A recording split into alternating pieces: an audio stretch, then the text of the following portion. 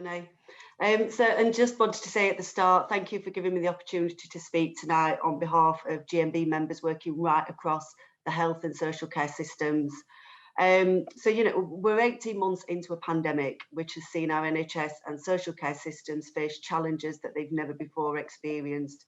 GMB members working right across health and social care have risen to the challenge, despite decades of chronic under-resourcing and a crisis in terms of staffing levels.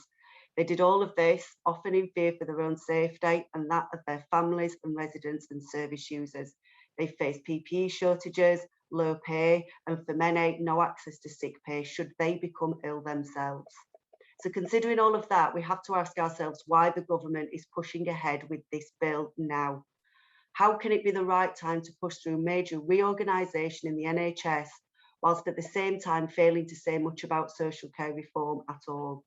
In fact, what we do now know about the much needed social care reform is that there won't actually be any additional funding for it for a further few years, and there's still no actual credible plan. GMB believes this bill falls far short on delivering what is needed for meaningful workforce planning, resourcing and support for the workers themselves. These are our key workers that are being let down. The bill is being rushed through and without proper scrutiny, and we need to make sure we do everything we can to influence it where we can. There are many areas of concern for GMB within the bill. I'll briefly mention a few. We are short on time, so I'll just mention a few. GMB spent the last decade campaigning for the repeal of Section 75 of the Health and Social Care Act. It threw open the door wide to privatisation. Now this bill does repeal that section. However, it doesn't prevent or reverse the privatisation across the NHS, and we're still very concerned about what will replace it and what it will ultimately mean in practice. GMB is also concerned about the integrated care systems that are replacing the CCGs. It's just further fragmentation of the NHS and even less scrutiny on the ground. Privatisation and a race to the bottom has been a miserable experience for our members working in both health and social care.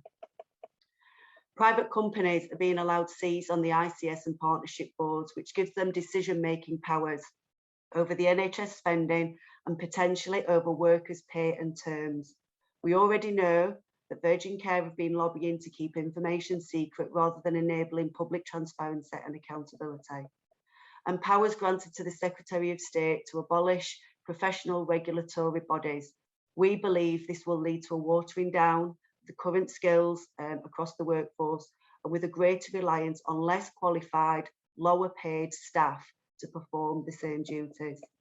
Now, the Tories' track record over the last decade is one of fragmentation and chronic underfunding. This has led to a mass exodus of workers across both the NHS and social care, and now both are facing a massive recruitment crisis as well. At this stage in the pandemic, when we are also heading towards the pressures of winter, when our NHS and social care workers have gone above and beyond and are absolutely exhausted, it's not the time to attack them. It's already been reported that up to 70% of NHS workers are considering a career change in the next 12 months, and up to 70,000 social care workers are predicted to leave care. That is the real crisis. Social care workers are predominantly on minimum wage rates of pay without access to sick pay.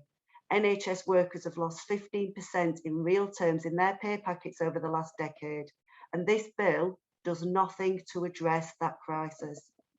GMB is seeking reassurances and safeguards to ensure that ICSs are not able to cut pay and terms and conditions and stray outside of the Agenda for Change national agreement. This is an absolute red line for the GMB.